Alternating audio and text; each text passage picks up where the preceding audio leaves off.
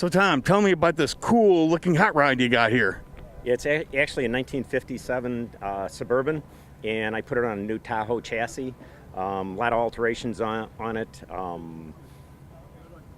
It's the second one that I built. I built a Suburban, a Cameo back in '02, and I got 250,000 miles on it, so this is the replacement for it.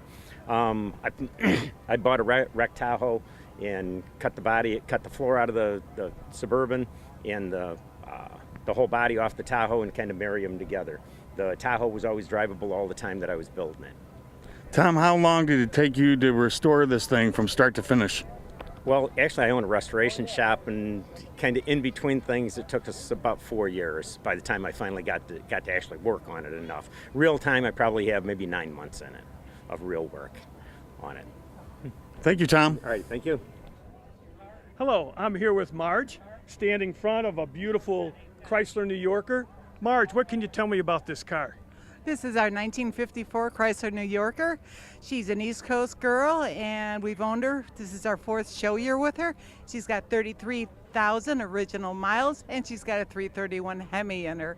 She's smooth down the road, and she's got power to go. Great, Marge. Well, tell me, how did you get into car collecting? Is this a part of your collection or just your only vehicle? This is our one and only.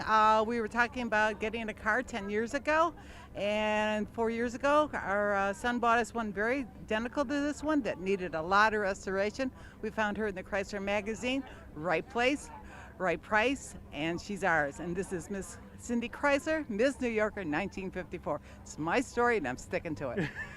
Great. Now, what's your favorite accessory about this vehicle, Marge? She's very smooth down the road. With a long wheelbase, she's absolutely smooth down the road. And it's enjoyable, whether I'm co-pilot or shotgun or in the backseat. If we bring a friend along, it's fun. Great. Now, what sort of trips have you taken this on the road with? We've gone up to Lane Automotive in Michigan. This spring we did Lamb's Farm in Illinois, and we have done several Indiana shows close to the Chicagoland area. So she's getting to be well known.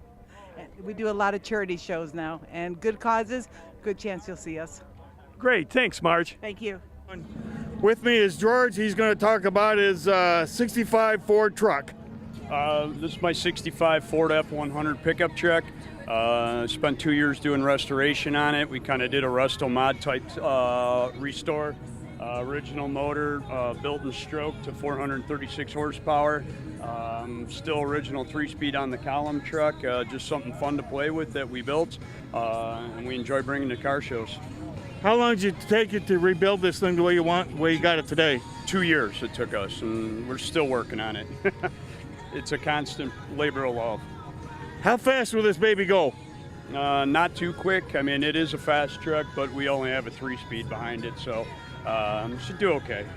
Try to keep it kind of nostalgic with the 3-speed on the column. Sir, thank you very much. No problem. Thank you. Hi, I'm here with Rick, and he's going to tell us a little bit about his 1965 Chevelle. Rick? Okay, it's a 65 Chevelle, complete frame off restoration in 1993. That's when the car was painted. It's got the original 283 in it, 54,000 original miles. Its numbers matching.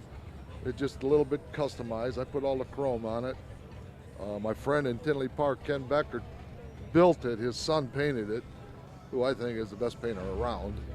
And it has won the World of Wheels in its class twice in the 90s. So it's just a fabulous car. Now, Rick, how fast did you gotten this baby up to? About 120. Great. Can we hear this engine roar a little bit? Can you start it up? I sure can. Thanks, Rick.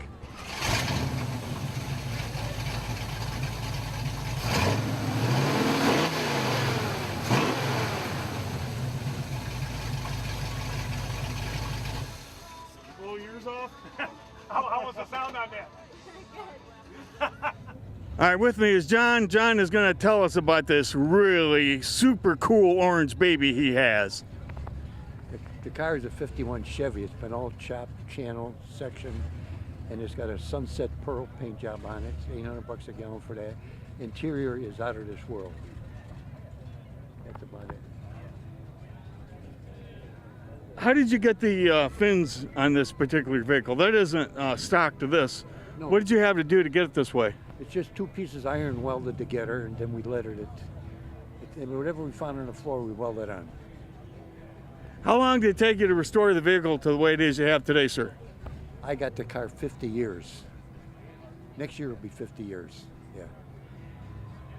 So have you made changes throughout maybe every year, do something different? Has this been an ongoing project? Every year, every other year, something we painted a different color and do something different to it. Every year, every show, we try to do something different to it all the time. Thank you, sir. Okay, thank you. Hi, I'm here with Pat, who came all the way from Alaska with his Corvair. Pat, can you tell us how you made the trip down here? Well, I got up pretty early to make the show here, but actually it wasn't a 5-day trip, it was a 5-block trip. I live over on Oakview Street right over there. We were on vacation last year and I saw this in an antique store in Alaska when we were there, and having a 67 car and a 67 Alaska plate made sense. Great, beautiful color. Where'd you get the color from? The color is a mid-90s Corvette color called Millennium Yellow, and it's the color it was painted when I got it, and my wife was in love with the yellow, so she had to have it.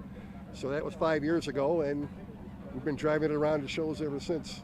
Now, is this your original vehicle, or where did you pick this up? No, I bought this from a friend of mine who brought it back from Arizona, and it had stock wheels on it and everything. I put the custom wheels on it myself and a few other things here and there, but the body was pretty much painted when I got it, so I didn't have to do the hard work. Great, so can you tell me about some of the features you love about this car? Well, probably the most important thing and a rarity for any Corvair is factory air conditioning. It's got factory air and it blows cold, and I don't have to listen to the wife nag when it's warm outside. It's great. Feels like Alaska. Oh yeah, absolutely. Nice and cold. Thanks, Pat. Thanks, Pat. Thank you. With me is Mark Frank. He's going to tell us about this 1931 Ford A. Yes, this was my uncle's car. He passed away in October, and I acquired it from his kids. I purchased it from them. They didn't want nothing to do with it, and it's been sitting in the garage for like 40 years. The brakes were all locked up. When I started it up, finally in like March, I got a grain shovel full of mice belongings out of the tailpipe, and it's been an ongoing restoration, rebuild the carburetor and new spark plugs and points and rotor and everything. Have not touched the car. It's been sitting in the garage for 40 years, so it's coming together. Do a little touch-up paint here and there, but gas tank had about 2 inches of sludge and rust in it, so it's a Model A. It's work. So other than that, it's fun to drive. Thank you, sir. Thank you. Hi, I'm here with Jim to talk about his classic 60s muscle car, a 68 Camaro SS. Jim, can you tell us a little bit about this vehicle? Yes, I've had the car 43 years, and it used to be pea green with a 6-banger. Back in 1982, I put the 327 in it with the 350 turbo, and had it painted last 15 years. 2001 Corvette blue with pearl. Just little things here and there I've done on it. So have you taken this out and revved it up a little bit? What have you gotten this baby up to? Oh, it's just a cruiser, ain't no race car. All right. Thanks very much, Jim. Thank you. Have a nice day. Hi, I'm here with Terry for him to talk to us about his 1966 GTO.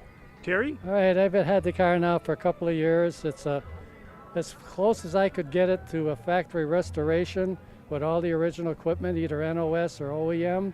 I wanted to show people what the car looked like when it was purchased from a dealer, not modified, and hopefully people can see what something looks like this here. Great, thanks, Terry. Okay, thank you. With me is Mike. He's going to talk us about this really super cool Hudson convertible. How you doing? My name is Mike Safran. This is a 49 Hudson convertible, Commodore 6 model. The car has twin carburetors on it, power steering. The car originally came with power top, power windows, and a leather interior. That's all factory. That's the way the car came. What else would you like to know? What does it take to keep a car in good condition like this? So to my understanding, you haven't done any restoration, but just to keep it as it is, what kind of work does it take? It takes a lot of work because there's always something to do on them. You know, there's always something you want to change or do.